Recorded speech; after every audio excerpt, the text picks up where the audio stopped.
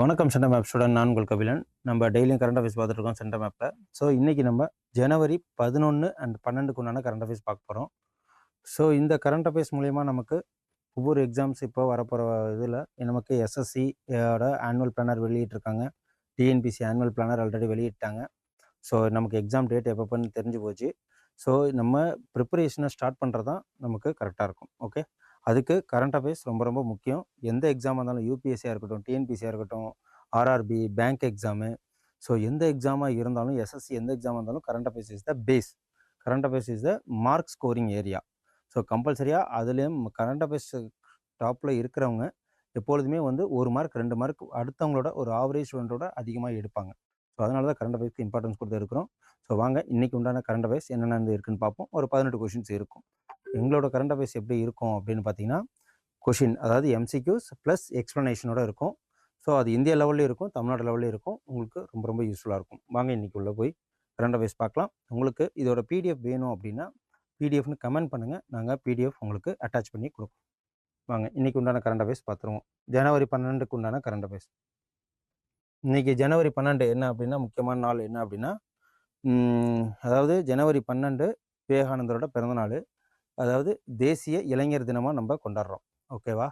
So அந்த நாளை base பண்ணி தான் இன்றைக்கி என்னென்ன இருக்குன்னு சொல்லிட்டு பார்க்க போகிறோம். உலக இந்தி தினம். உலக இந்தி தினம், விஸ்வ ஹிந்தி திவாஸ் அப்படின்னு சொல்லுவாங்க இல்லையா? உலக இந்தி தினம், விஸ்வா ஹிந்தி திவாஸ் எவ்ரி இயர் நம்ம கொண்டாடுறோம். எந்த இயர் விஸ்வ ஹிந்தி திவாஸ் அப்படின்னா ஜனவரி 9. ஸோ விஸ்வ ஹிந்தி திவாஸ், விஸ்வ ஹிந்தி திவாஸ் எந்த நாளில் கொண்டாடுறோம் அப்படின்னு பார்த்தீங்கன்னா, ஒவ்வொரு வருடமும் ஜனவரி 10 கொண்டாடுறோம். ஜனவரி 9 பாரதிய திவாஸ்.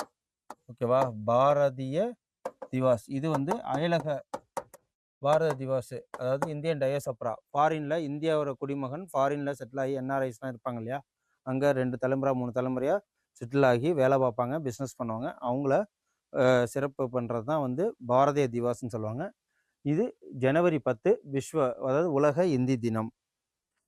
இந்த வேர்ல்டு ஹிந்தி டே அப்படின்னு சொல்லிட்டு எந்தெந்த 10 ஜனவரி கொண்டாடுறோம். இதில் வந்து என்னென்னலாம் செலிப்ரேட் பண்ணுவாங்க அப்படின்னா, இன்டர்நேஷ்னல் இம்பார்ட்டன்ஸ், ஹிந்தி லாங்குவேஜை வேர்ல்டு ஃபுல்லாக கொண்டு போகணும் அப்படிங்கிறது தான். இதுதான் இந்தி மொழியின் உலகளாவிய அணுகல் மற்றும் சர்வதேச முக்கியத்துவத்தை கொண்டு போகிறதுக்கும் இந்த ஹிந்திக்குன்னு உண்டான தனி சிறப்பு. இது ஒரு கிளாசிக்கல் லாங்குவேஜில் வருது. ஸோ இந்தியாவின் கலாச்சார அடையாளம் மற்றும் மரபுகள் கூட்டு நினைவகத்தை பிரதிபலிக்கிறது. ஹிந்தியில் இருக்கிற புக்ஸை மொழிபெயர்த்து அகில உலக அளவில் அதை கொண்டு போய் சேர்த்து இங்கே இருக்கிற எழுத்தாளர்களையும் ஹிந்தி அந்த மொழியை பற்றியும் அதில் இருக்கிற சிறப்புகளை பற்றியும் கல்ச்சர், அதாவது கலாச்சார மேம்பாடுகளை பற்றியும் எடுத்து சொல்கிறது தான் இந்த ஹிந்தி திவாஸ். ஓகே, அடுத்து இந்த மாதங்களுக்கு இம்பார்ட்டண்டான முக்கிய நாட்கள். நம்ம ஒவ்வொரு நாளும் கரண்ட் அஃபேர்ஸ் பார்க்கும்போது எதனால சில முன்னாடி உள்ளதெல்லாம் நம்ம திரும்பி ரீகால் பண்ணுறோம்னா, போகும்போதே ரீகால் பண்ணிட்டு போயிட்டோம்னா நமக்கு ரிவிஷன் டைம் மிச்சமாகும் இல்லையா? அதனால தான். ஸோ ஜனவரி 1 உலக குடும்ப நாள். இதுலேருந்து ஒரு கொஷின்ஸ் 2 கொஷின் வந்துடுது. அதுக்கப்புறம் ஜனவரி 3 ராணி வேலு நாச்சியார் பிறந்த நாள். ஜனவரி 4 உலக பிரெய்லி தினம். அப்புறம் உலக போர் அனாயுத தினம் 2026 ஜனவரி 6. ஜனவரி 8 பூமியின் சுழற்சி தினம். ஸோ இதில் வேணால் ஒன்று சேர்த்துக்கலாம். ஓகேவா?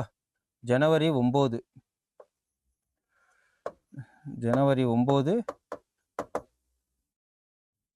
அதாவது பாரதிய திவாஸ் அயலர்கள் தினம். ஓகேவா? திவாஸ் அயலர்கள் தினம் சொல்லுவாங்க. அயலர்கள் தினம். ஸோ இதை வேணா கூட நோட் பண்ணி வச்சுக்கோங்க. ஓகே, ஸோ ஜனவரி 10 இப்போ நமக்கு தெரிஞ்ச விஷயந்தான், ஹிந்தி திவாஸு. ஓகே, ஹிந்தி திவாஸ். ஜனவரி 12 என்ன வரும்? விவேகானந்தரோட பிறந்தநாள். விவேகானந்தர் பர்த்டேவை என்னவா சொல்லுவோம் அப்படின்னா national youth day. Okay, national youth day. இதெல்லாம் நமக்கு ரொம்ப ரொம்ப முக்கியம். ஏன்னா ஒரு கொஷின் 2 கொஷின் வந்தாலும் அதுலேருந்து நம்ம ஈஸியாக டைம் இது பண்ணாமல் நம்ம இப்போ மேக்ஸ் எடுத்துக்கிறோம், ஒரு சிம்பிள் காம்பவுண்ட் காம்ப்ளெக்ஸ் இதெல்லாம் எடுத்துக்கிறோம் அப்படின்னா, சிம்பிள் இன்ட்ரெஸ்ட், காம்பவுண்ட் இன்ட்ரெஸ்ட் எடுத்துக்கிறோம் அப்படின்னா, அதுக்கு எப்படி ஒரு 5 நிமிஷம் தேவைப்படுது. இப்போ சீட்டிங் அரேஞ்ச்மெண்ட்னா ஒரு 5 நிமிஷம் 6 நிமிஷம் தேவைப்படுது. அதே மாதிரி இதே மாதிரிலாம் படிச்சிட்டோம்னா நமக்கு இப்படிங்கிறதுக்குள்ள 1 மார்க் நம்ம வாங்கிடுறோம். அதே 1 மார்க் தான் அதுவும் பண்ண போகிறோம், இதுவும் 1 மார்க் தான். ஸோ அதனால தான் சொல்கிறேன், இதேமாரி இதெல்லாம் நம்ம அப்பப்போ ரீகால் பண்ணிக்கணும்.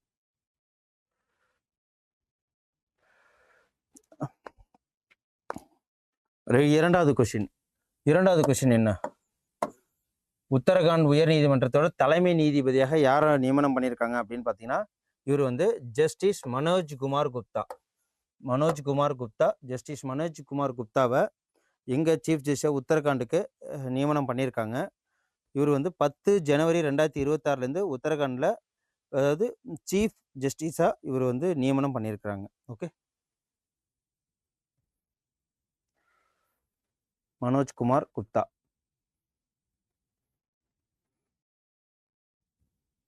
வேற என்னென்னலாம் புதிய அப்பாயின்மெண்ட்ஸ் இருக்கு அப்படின்னு சொல்லிட்டு இதையும் ஒரு ரீகால் பண்ணிடுவோம். தோல் ஏற்றுமதி கவுன்சிலோட தலைவராக ரமேஷ் குமார் ஜுனேஜாவை நியமனம் பண்ணியிருக்காங்க. சிக்கிம் உயர்நீதிமன்ற தலைமை நீதிபதியாக முகமது முஸ்தாக்கு. அப்புறம் ஜார்க்கண்ட் உயர்மன்ற தலைமை நீதிபதியாக மகேஷ் சரத்சந்திர சோனக். அப்புறம் எல்லை சாலைகளின் அமைப்பு BRO 93வது இயக்குனராக யாருன்னா லெப்டினன்ட் ஜெனரல் ஹர்பால் சிங்கு. அப்புறம் இந்திய விமானப்படை விமான பயணியாளர் துணைத் தலைவராக யாருன்னா நாகேஷ் கபூர். ஓகேவா, ஏர் மார்ஷல் நாகேஷ் கபூரை நியமனம் பண்ணியிருக்காங்க. இந்திய அதாவது IAFSC சொல்லுவீங்களா, ரவீந்திரகுமார் அகர்வால் அவர்களை CEO-வா MD-வா நியமனம் பண்ணியிருக்காங்க. கேரளா உயர்நீதிமன்ற நீதிபதியாக சௌமென் சென். ஸோ ஒடிசாவோட முதல் பெண் தலைமைச் செயலாளர் அனுகருக்கு. ஸோ இதே மாதிரி PV சிந்து, இதெல்லாம் நமக்கு தெரிஞ்சதான். ஏன்னா டிசம்பர் மாதத்தில் இதெல்லாம் நியமனம் பண்ணவங்க. ஓகேவா, அதுக்கப்புறம் இது என்னது, வேர்ல்டு பேட்மிண்டன் ஃபெடரேஷனோட தலைவராக பிரசிடெண்ட்டாக நியமனம் பண்ணியிருக்காங்க தடகள ஆணையத்தில். அப்புறம் கோல் இந்தியாவோட தலைமைச் செயல் அதிகாரியாக சாய்ராமு. அப்புறம் ரயில் விகாஸ் நிஜாம் லிமிடெட் தலைவராக யாரை நியமனம் பண்ணியிருக்காங்கன்னா சலீம் அகமது. அப்புறம் இந்தியாவோட முதல் பெண் பிரஸ் கிளப் தலைவராக ஷங்கீதா பருவா. அப்புறம் CIC தலைமை தகவல் ஆணையர், ஓகேவா, ராஜ்குமார் கோயலை. ஸோ இதெல்லாம் வந்து நியமனம் பண்ணியிருக்காங்க. இது ஒரு ரிவிஷன் தான். இது போன மாதம் பார்த்துருப்போம், இந்த மாதம் ஒரு ரிவிஷன் பண்ணிப்போம், அதுக்காக தான். 3வது கொஸ்டின்.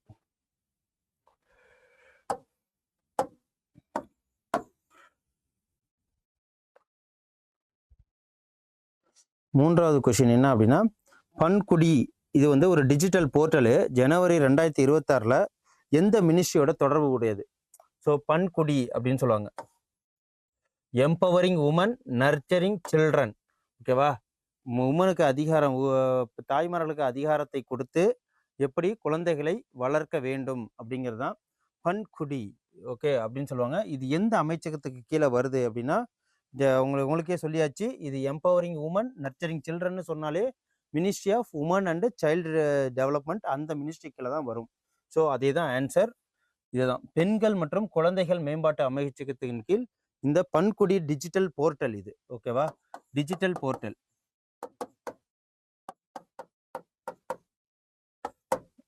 பன்குடி டிஜிட்டல் போர்ட்டல் இது எந்த அமைச்சகத்தின் கீழே வந்துன்னு கேட்டிருக்கேன். பன்குடி டிஜிட்டல் போர்ட்டல். ஸோ எதுக்காக இதை ஒரு 1 டைம் 3 டைம்ஸ்க்கு மேலே நான் சொல்கிறேன் அப்படின்னா, நீங்கள் இந்த வீடியோஸ் பார்க்கும்போதே உங்களுக்கு ஒரு 2-3 டைம்ஸ் கேட்டோம்னாலே நம்மளோட நியூரான்ஸ் என்ன பண்ணணும், அதை நம்ம செவி வழியாக கேட்கும்போது ஆட்டோமேட்டிக்காக மனப்பாடம் ஆகிடும். அதனால தான் நான் 1 டைமுக்கு 3 டைம் சொல்கிறேன். ஓகே, ஜனவரி 8, 2026 மத்திய அமைச்சர் திருமதி அன்னபூர்ணா அவர்களால், ஓகேவா, திருமதி அன்னபூர்ணா அவர்களால் பெண்கள் மற்றும் குழந்தைகள் மேம்பாட்டு அமைச்சகங்களுக்குள்ள இந்த பன்குடி டிஜிட்டல் போர்ட்டலை ஓப்பன் பண்ணியிருக்காங்க. இது எதெல்லாம் கனெக்ட் பண்ணுது இந்த பன்குடி அப்படிங்கிறது? அரசு, அப்புறம் வந்து குடிமக்கள், அப்புறம் அரசு சாரா நிறுவனங்கள் மற்றும் வெளிநாட்டு வாழ் இந்தியர்கள், இவங்க அனைத்து பேருமே இணைக்கிறது தான் இந்த பன்குடி போர்ட்டல். ஓகேவா, அது மட்டும் இல்லாமல் இது வந்து டிரான்ஸ்பரன்சி, ப்ரொமோட்ஸ் டிரான்ஸ்பரன்சி, அக்கௌண்டன்சி. இது மெயினாக வந்து இந்த போர்ட்டல் யாருக்கு சப்போர்ட் பண்ணுது அப்படின்னா, பெண்களுக்கும் தாய்மார்களுக்கும் குழந்தைகளுக்கும் தான். அவங்களுக்கு தேவையான ஊட்டச்சத்து, ஹெல்த் சம்மந்தப்பட்டது, ஊட்டச்சத்து சம்மந்தப்பட்டது, அப்புறம் வந்து சுகாதாரம் சம்மந்தப்பட்டது, அப்புறம் குழந்தைகள் நலன், அப்புறம் அதிகாரம் இதெல்லாம் வந்து ஏற்படுத்துது. ஓகே, இதான் பன்குடி. இது மெயினாக வந்து பெண்களுக்கும் குழந்தைகளுக்கும் தேவையான ஊட்டச்சத்து குறைபாடு, கல்வி, ஏதாவது ஒரு விஷயம் தெரியணுக்குன்னா இந்த போர்ட்டலில் போய் பார்த்துக்கலாம். ஊட்டச்சத்து, சுகாதாரம், குழந்தைகள் நலன் மற்றும் பெண்கள் அதிகாரம் அளித்தல் போன்ற துறைகளில் உள்ள அனைத்து விதமான கன்ஸ்ட்ரெயின்ஸை இதை குறைக்கிறது. மெயினாக இதை எதுக்காக ப்ரொமோட் பண்ணுறாங்க அப்படின்னா, தொழில்நுட்பம் மூலியமாக டிரான்ஸ்பரன்சி கொண்டு வரதும் வெளிப்படைத்தன்மை கொண்டு வரதுக்கும் மெயினான ஒரு முக்கியமான போர்ட்டல் தான் பன்குடி போர்ட்டல். இப்போ நமக்கு கொஷின்ஸ் எப்படி கேட்கலாம் அப்படின்னு பார்த்தீங்கன்னா, பன்குடி போர்ட்டல் எது சம்மந்தப்பட்டது, எந்த மினிஸ்ட்ரி கீழே வந்திருக்கான்னு எல்லாம் பன்குடி போர்ட்டல் அப்படின்னு சொல்லிட்டு எதனா என்ன அப்படின்னு கூட கேட்கலாம். ஓகே, அதுக்காக தான். இந்தியாவில் எந்த நகரம் குடியிருப்பாளர்கள் குழாயிலிருந்து நேரடியாக பாதுகாப்பாக தண்ணீர் குடிக்க முடியும்? இது வந்து அந்த நிலைமைக்கு ஆயிடுச்சு. ஏன்னா இப்போதான் இண்டோரில் குடிக்கிற தண்ணியில் மலம் கலந்ததனால் ஏகப்பட்ட பேருக்கு காலரா இதெல்லாம் நடந்துச்சு. நமக்குமே தெரியும் தமிழ்நாட்டில் ஒரு கிராமத்தில் இதேமாரி நடந்ததுனால எத்தனை பேர் வந்து பாதிக்கப்பட்டாங்க, ஒரு கிராமே பாதிக்கப்பட்டாங்கன்னு தெரியும். ஸோ அதை பேஸாக வச்சு இப்போ இது ஒரு நியூஸாக வந்திருக்கு. ஏன்னா இப்போ டேப் வாட்டரில் தண்ணி குடிக்கிறதுலாம் இப்போ நம்ம 90s கிட்ஸ்க்குலாம் தெரியும். ஸோ ஜென் இசட் மாணவர்களுக்கு அவங்களுக்கே தெரியும். ஏன்னா 1997 2012 வரைக்கும் பிறந்தவங்க தான் ஜென் இசட் அப்படின்னு சொல்லுவாங்க. ஸோ அவங்களுக்கே தெரியும். என்னென்னா ஸ்கூல்லலாம் நம்ம என்ன பண்ணுவோம், டைரெக்டாக வந்து பைப்லேருந்து தண்ணி குடிப்போம், நமக்குலாம் ஒன்றும் ஆனதில்லை. ஸோ இப்போ உள்ள காலகட்டங்களில் இந்த டிஜிட்டல் வேர்ல்டு வந்த பிறகும் நமக்கு என்னதான் வந்து டிஜிட்டலாக நம்ம இருந்தாலும் சுகாதாரங்கிறது எந்த அளவுக்கு அடிப்படையாக இருக்குது அப்படின்னு சொல்லிட்டு நமக்கு தெரியுது இல்லைங்களா? ஸோ அதே மாதிரி தான் இது என்னென்னா, இப்போதைக்கு இந்த பூரி, அதாவது பூரிங்கிறது எங்கே இருக்குது, ஒடிசாவில். ஸோ அங்கே வந்து வர்ற தண்ணிகள் எல்லாமே குடிக்கிற அளவில் இருக்குது அப்படின்னு சொல்லிட்டு அவங்க வெளியில் விட்டுருக்காங்க. அதுதான் இது தண்ணீர் குடிக்க முடியும் அப்படின்னு சொல்கிறாங்க. பூரி எங்கே இருக்குது, ஒடிசாவில் இருக்குது. பூரி மாகாணம் தான் இந்தியாவில் எந்த நகரம் அப்படின்னு கேட்டிருக்காங்க, பூரி நகரம். ஓகே, பூரி,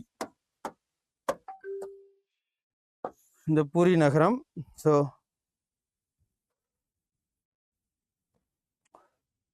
குடியிருப்பாளர்களுக்கு பாதுகாப்பான குடிக்கக்கூடிய குழாய் நீரை கொண்ட இந்தியாவின் முதல் நகரமாக மாறியிருக்கு அப்படின்னு சொல்லிட்டு சொல்லாங்க.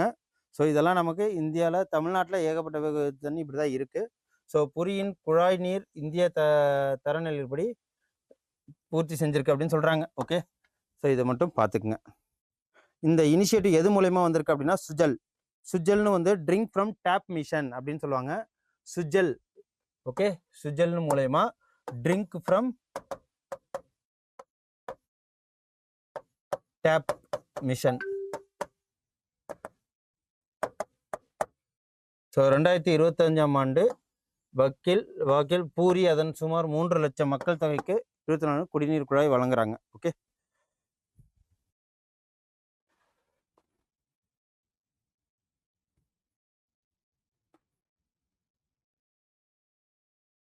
அடுத்து 5வது கொஷின்.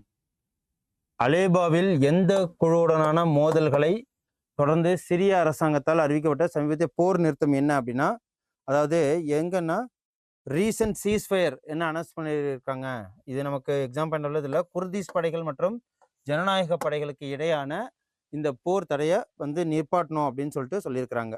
ஓகே, சிரியா வந்து அனௌன்ஸ் பண்ணியிருக்கு. அலேப்போ அப்படிங்கிற ஒரு 3 நாள் கிளாஷஸ்க்கு அப்புறம் கிட்டத்தட்ட 1,40,000 சிவிலியன்ஸ் இதில் பாதிக்கப்பட்டிருக்காங்க. ஸோ இதை வந்து மூணு மணிக்கு இதில் நம்ம இந்த போரை நிப்பாட்டணும் அப்படின்னு சொல்லிட்டு ஒரு சீஸ்ஃபயர் நடந்திருக்கு, அவ்வளோதான். ஸோ இது ரொம்ப இம்பார்ட்டன்ஸ் கிடையாது. ஸோ இதை கடந்து போயிடலாம். அடுத்து, இந்தியா ஐநா பாதுகாப்பு கவுன்சில் நிரந்தர உறுப்பினராக ஆவதற்கு ஆதரவளித்துள்ளது எந்த நாடு அப்படின்னு சொல்லிட்டு கேட்டிருக்காங்க. சில்லி. ஓகேவா, சவுத் அமெரிக்காவில் இருக்கிற சில்லிங்கிற நாடு இந்தியா வந்து நிரந்தரமாக ஐநா பாதுகாப்பு கவுன்சிலில் இருக்கணும் அப்படின்னு சொல்லிட்டு ஆதரவு தெரிவிச்சிருக்காங்க. அதாவது யுஎன்என்சி பர்மனன்ட் மெம்பர்ஷிப்க்கு யார் சப்போர்ட் பண்ணியிருக்காங்கன்னு கேட்டாங்கன்னா சில்லி. ஓகே,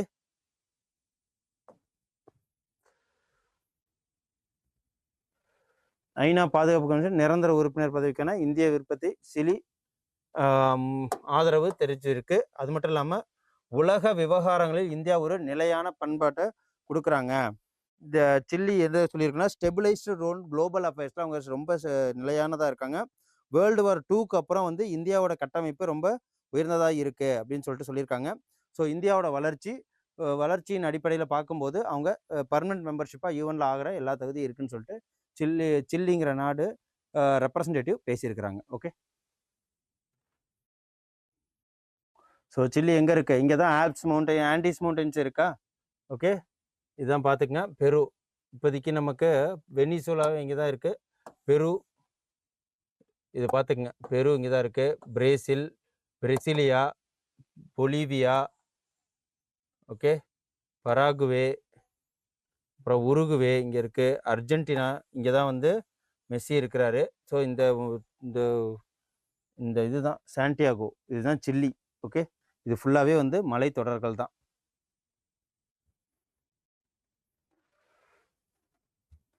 இதோ வந்துட்டுல பர்வசி பாரதிய திவாஸ் ஜனவரி 9. வெளிநாட்டு வெளிநாட்டு வாழ் இந்தியர்கள் அப்படின்னு சொல்லுவாங்க.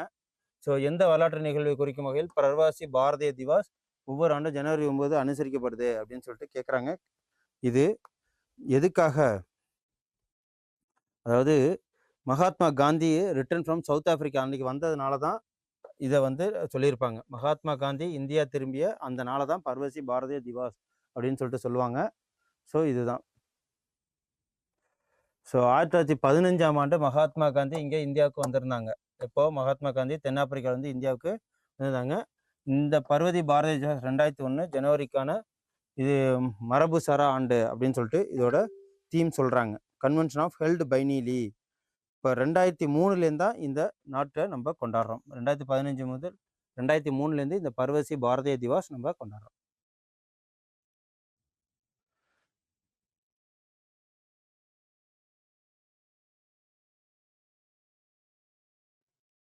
அடுத்த கொஷின்.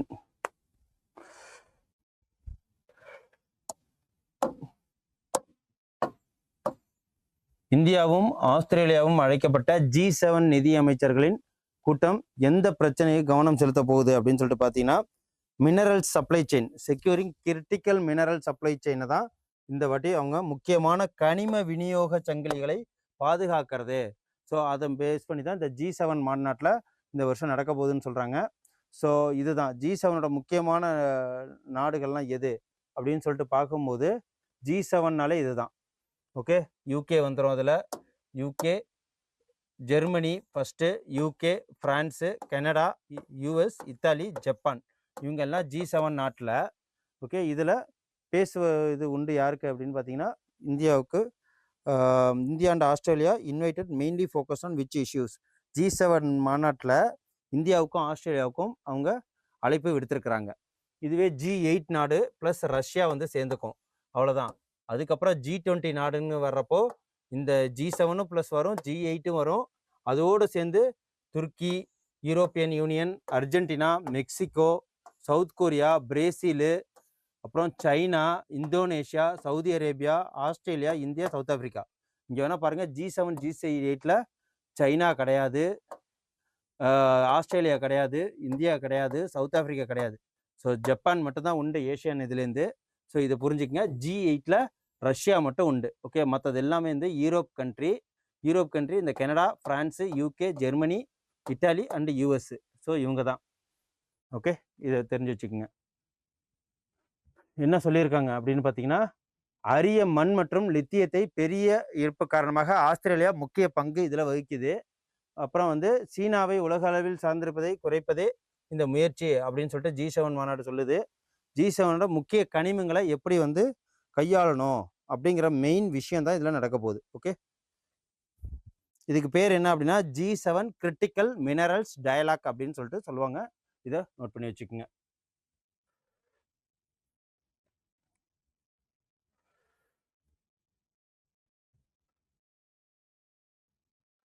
அப்புறம் அடுத்த கொஷின், 9வது கொஷின். நாசா அனௌன்ஸ் பண்ணியிருக்கு. அதாவது Crew 11 மிஷன், இன்டர்நேஷ்னல் ஸ்பேஸ் ஸ்டேஷனில் Crew 11 மிஷன் அப்படின்னு சொல்லுவாங்க. Mission Crew 11 mission. ஸோ சர்வதேச விண்வெளி நிலையத்திலிருந்து Indian space station, international space station நாசாவை அறிவித்தது என்ன அப்படின்னு சொல்லிட்டு கேட்குறாங்க. ஸோ இதில் என்ன சொல்லியிருக்காங்க அப்படின்னு பார்த்தீங்கன்னா, சீரியஸ், அதாவது ஒரு குழு உறுப்பினரை பாதிக்கும் ஒரு தீவிர மருத்துவ கவலை தான் இந்த இதில் சொல்லியிருக்கிறாங்க. எதனால அப்படின்னா நாசா அனௌன்ஸ் பண்ணியிருக்கு. இது வந்து நாசா அண்டு ஜக்ஷா அண்ட் ரஷ்யா எல்லாமே சேர்ந்து பண்ணுறது தான் இந்த க்ரீவ் 11 மிஷன். எப்போ ஆகஸ்ட்டில் பண்ணாங்க. அதுக்கு எங்கே அப்படின்னா SpaceX crew Dragon space கிராஃப்டில் பண்ணாங்க. ஸ்பேஸ் எக்ஸ் யாரோடதுன்னு தெரியும், எலான் மஸ்கோடது.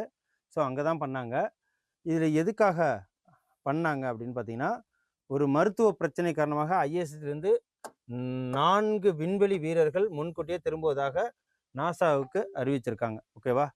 ஸோ இந்த க்ரூ 11 பணி ஆகஸ்ட் மாதம் தொடங்கி இருந்திருக்கு. திரும்பிய பிறகு பாதுகாப்பு மற்றும் அத்தியாவசிய செயல்பாடுகளை உறுதி செய்வது பிறகு தான் அவங்க ட்ராவல் பண்ண முடியும். Safety and essential operation is the very most important to the travel of astronauts அப்படின்னு சொல்லிட்டு சொல்லுவாங்க. ஸோ அதுக்கு தான் சொல்கிறாங்க. இது ஸ்போர்ட்ஸ் நியூஸு. யாருன்னா ஆஸ்திரேலியாவில் முதல்ல ஒரு முஸ்லீம் சேர்ந்தவங்க இதில் ஆஸ்திரேலியன் டீமில் இருந்தாங்க. அதான் இவரோட ஸ்பெஷல் அஸ்மே. ஜனவரி 2026 சர்வதேச கிரிக்கெட்லேருந்து ஓய்வு பெற்ற உஸ்மான் கவாஜா எந்த இதில் பெயர் பெற்றிருக்காரு அப்படின்னா, இவர் வந்து ஒரு முஸ்லீமாக இருந்துக்கிட்டு ஆஸ்திரேலியன் டீமில் விளாண்டவர். அதுதான் main thing. Okay, Australia's first Muslim test cricketer இவர் தான் உஸ்மான் குவாஜா.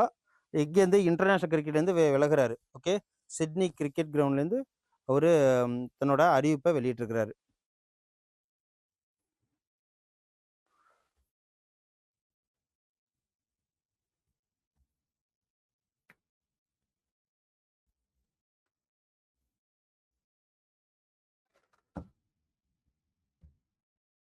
அதுக்கப்புறம் 235 கோடி ரூபாய் மதிப்புள்ள துறைமுக உள்கட்டமைப்பு மற்றும் டிஜிட்டல் நிர்வாக திட்டங்கள் மத்திய அரசால் தொடங்கப்பட்டிருக்கு.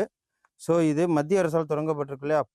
Board infrastructure and digital governance project 235 கோடி ரூபாய்க்கு எங்கே தொடங்கியிருக்காங்க அப்படின்னு பார்த்தீங்கன்னா தமிழ்நாட்டில். ஓகே, இது தமிழ்நாடு நியூஸு. ஸோ தமிழ்நாட்டில் 230 கோடி ரூபாய் செலவில் இதை தொடங்கியிருக்காங்க. என்ன அப்படின்னு பார்த்துருவோம். துறைமுக உள்கட்டமைப்பு மற்றும் டிஜிட்டல் ஆளுகை, டிஜிட்டல் கவர்னன்ஸையும் ரெண்டுத்தையும் சேர்த்து கட்டமைக்கிறதுக்கு 230 கோடி ரூபா செலவழிக்க போகிறாங்க. மாநிலத்தின் கடல்சார் திறனை வலுப்படுத்தவும், அதுக்கப்புறம் இந்த திட்டங்கள் மூலயமா இந்தியாவின் கடல்சார் தலைமையிலான வளர்ச்சியை மேம்படுத்துவதற்கும் இந்த திட்டத்தை அறிவிச்சிருக்காங்க. So union minister of port shipping and waterways Sarbananda Sonowal மூலயமா இந்த அறிவிப்பை வெளியிட்டிருக்காங்க. இது எதுக்கு கீழே வருது அப்படின்னு பார்த்தீங்கன்னா, விக்ஷித் பாரத் விக்ஷித் துறைமுகங்கள் அப்படிங்கிற டைட்டிலோட இந்த கூட்டம் நடந்திருக்கு. ஓகே, இதில் 136 கோடி ரூபாய் அலோகேட் பண்ணியிருக்காங்க Chennai board அத்தாரிட்டிக்கு.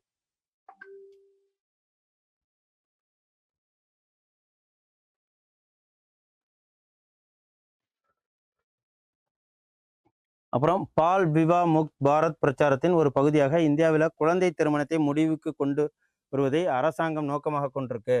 Child marriage free Bharat அப்படின்னு சொல்லிட்டு அதை ஆல்ரெடி குறைச்சிட்டாங்க. பால் விவாகா முக்த் பாரத் அப்படின்னு சொல்லிட்டு சொல்லுவாங்க.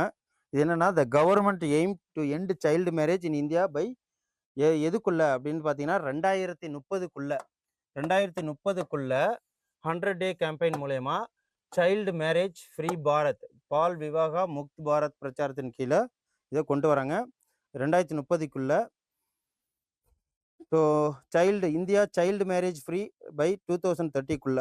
இப்போதைக்கு 2026 சைல்டு மேரேஜ் எவ்வளோ குறைச்சிருக்காங்க அப்படின்னு பார்த்தீங்கன்னா 10% குறைச்சிருக்கிறாங்க. ஸோ இதெல்லாம் கேட்டு தான் சொல்கிறாங்க. ஓகேவா? இதுக்கப்புறம் இல்லாமல் பலோட் டிஸ்ட்ரிக்ட் எங்கெங்கெல்லாம் வந்து கொண்டு வராங்க, 27 நவம்பர் 2025 31 டிசம்பர் வரைக்கும். அதுக்கப்புறம் ஃபர்ஸ்ட் 31 ஜனவரி, 3வது பிப்ரவரிலேருந்து 8 மார்ச் வரைக்கும். ஸோ 8 மார்ச் என்ன அப்படின்னா நேஷனல் உமன்ஸ் டே. அதுக்குள்ள சைல்டு மேரேஜ் வெற்றிகரமானவன் நினைத்துக் கொண்டால் நீ வெற்றிகரமானவன், நீ உன்னை தோல்வியானவன் நினைத்துக் கொண்டால் நீ தோல்வி. இதெல்லாம் யார் சொல்றா? சுவாமி விவேகானந்தர் சொல்றார்.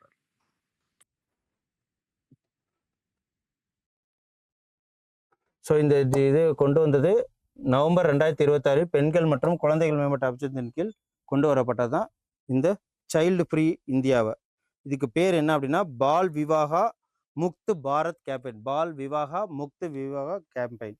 ஸோ இந்த குடும்ப சுகாதார கணக்கெடுப்பின்படி 2009-21 படி அதுக்கப்புறம் வந்து 23% பேர் 18 வயதுக்குள் முன்பே திருமணம் பண்ணியிருக்கிறாங்க. இந்த சைல்டு விவாகா முக்த் பாரத் மூலியமா நமக்கு இன்னொன்று என்ன சொன்னா 2006 ஒரு ஆக்ட் வெளில வந்துச்சு. சைல்டு மேரேஜ் ப்ரொஹிபிஷன் ஆக்ட் அப்படின்னு சொல்லிட்டு அது மூலயமா தான் பிசிஎம்ஏ அப்படின்னு சொல்லுவாங்க இல்லையா, இது கேள்விப்பட்டிருக்கீங்க. குழந்தை திருமண தடை சட்டம் 2006 படி 18 வயசுக்கு குறைவானவராகவோ அல்லது ஆண்களில் 21 வயதுக்கு குறைவானவர்களோ எந்த ஒரு திருமணமும் செஞ்சிருக்கக்கூடாது அப்படின்னு சொல்லிட்டு. ஸோ இதுவும் பார்த்துப்போம்.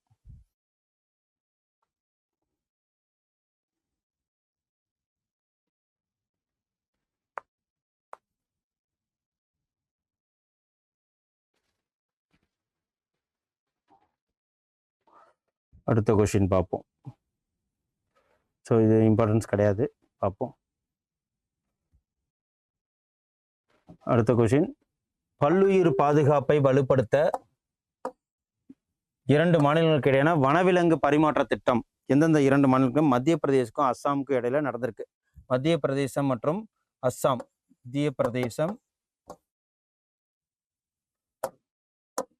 மத்திய பிரதேசம் மற்றும் அஸ்ஸாமுக்கு இடையில என்ன பரிமாற்றம் நடந்திருக்கு அப்படின்னா, எக்ஸ்சேஞ்ச் ப்ரோக்ராம், அதாவது ஸ்ட்ரென்தனிங் பயோடைவர்சிட்டி கன்சர்வேஷனுக்காக நடந்திருக்கு.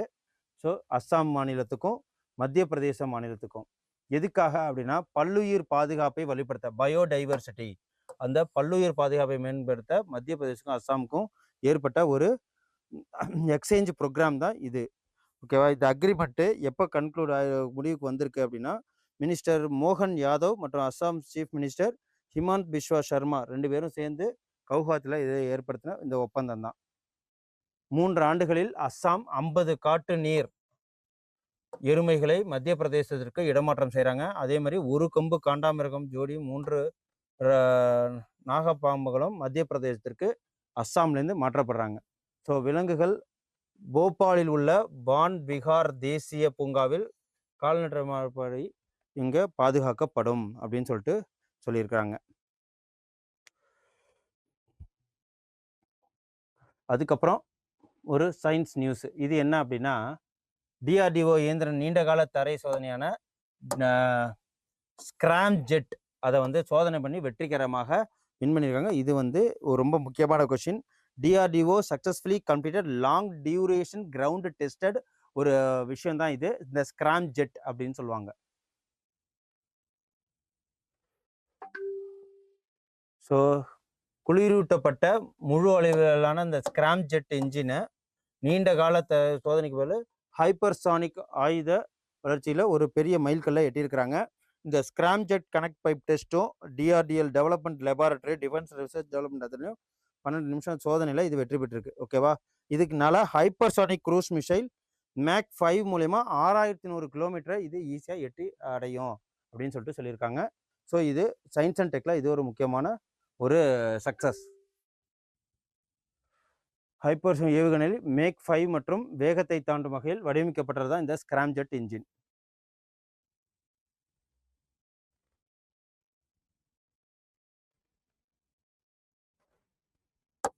அதுக்கப்புறம் இந்த நளினி ஜோஷி எந்த துறையில் தனது பங்களிப்பை கொடுத்துருக்காங்க? நியூ சவுத் வேல்ஸின் சிறந்த விஞ்ஞானி விருதை பெற்றிருக்கிறாங்க. இவங்க நளினி ஜோஷி அப்ளைடு மேத்தமெட்டிக்ஸில் இவங்க வந்து திறமையானவர்கள். ஓகேவா?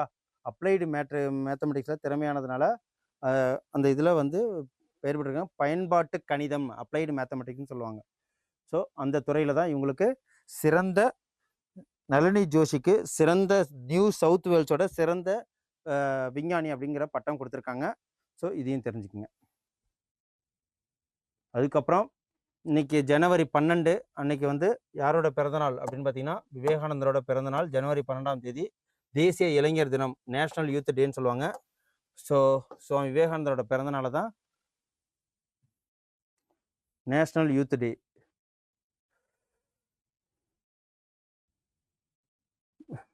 அதே இதில் தான் விக்ஷித் பாரத் இளம் தலைவர்களை நோக்கி அப்படிங்கிற ஒரு உரையாடலில் தான் 2026 நிறைவு அமரில் அவர் கலந்து கொண்டிருக்கிறாரு.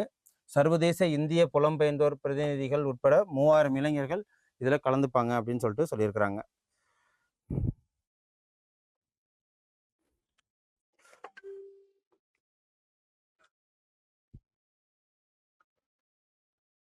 ஸோ விக்ஷித் பாரத் தொலைநோக்கு பார்வையுடன் இணைந்து இந்த தேசத்தை கட்டியிருக்கிறதுக்கு இளைஞரோட பங்களிப்பு ரொம்ப முக்கியம் அப்படின்னு சொல்லிட்டு மோடி அவர்கள் இந்த நாள் அன்னைக்கு ஸ்பீச் கொடுத்துருவாங்க 50 லட்சம் இளைஞர்களுக்கு மத்தியில்.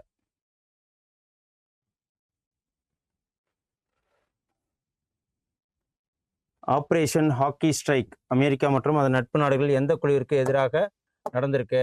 ஆப்ரேஷன் ஹாக்கி ஸ்ட்ரைக் எதில் வந்து தொடங்கப்பட்டிருக்கு அப்படின்னு பார்த்தீங்கன்னா அன்கிளாசிஃபைடு. இது வந்து இஸ்லாமிக் ஸ்டேட் ISIS இருக்கு இல்லையா, இஸ்லாமிக் ஸ்டேட்டை தான் இதை சொல்லியிருக்கிறாங்க. இஸ்லாமிக் ஸ்டேட்டை அமெரிக்கா அதன் கூட்டணி படைகளும் சிரியாவில் ஆப்ரேஷன் ஹாக்கி ஸ்ட்ரைக் என்ற பெயரில் இஸ்லாமிக் ஸ்டேட்டை தாக்கியிருக்கிறாங்க. பெரிய அளவிலான வான்வழி தாக்குதலை எங்கே நடத்தியிருக்காங்கன்னா இஸ்லாமிக் ஸ்டேட்டில். இந்த தடைகளை நடவடிக்கை சிரிய பிரதேசம் இஸ்லாமிய அரசு நிலைகளை குறிவச்சு போர் நடந்திருக்கு. ஸோ இதில் இந்த வான்வழி தாக்குதலில் அமெரிக்கா மத்திய கட்டளை CENTCOM உறுதிப்படுத்தியிருக்கு. இந்த தாக்குதல் மூலியமாக US சென்ட்ரல் கமாண்டர் சொல்லியிருக்கு. இதில் லாஜிஸ்டிக்ஸு, ஆப்ரேஷனல் கேப்பபிலிட்டிஸு, IASL லீடர்ஷிப்பு இது அனைத்துமே வந்து அவங்க மெயினாக வந்து தாக்கியிருக்கிறாங்க. ஓகே, டிசம்பர் 13, 2021 பால்மைராவில் 2 அமெரிக்க வீரர்களை கொன்ற பிறகு இந்த ஆப்ரேஷன் ஹாக்கி ஸ்ட்ரைக் நடந்திருக்கு. ஸோ அதுதான் பார்த்துக்குங்க. இந்த ஜனவரி 11 மற்றும் 12க்கு உண்டான கரண்ட் அஃபேர்ஸ் இவ்வளோ தான். ஸோ உங்களுக்கு ரொம்ப யூஸ்ஃபுல்லாக இருக்குன்னு நான் நம்புகிறேன். ஜனவரி 13 உண்டான கரண்ட் அஃபேர்ஸை அடுத்த நாள் உங்களை வந்து சந்திக்கிறேன். நன்றி, வணக்கம். CenterMap. You dare to dream, we care to accomplish.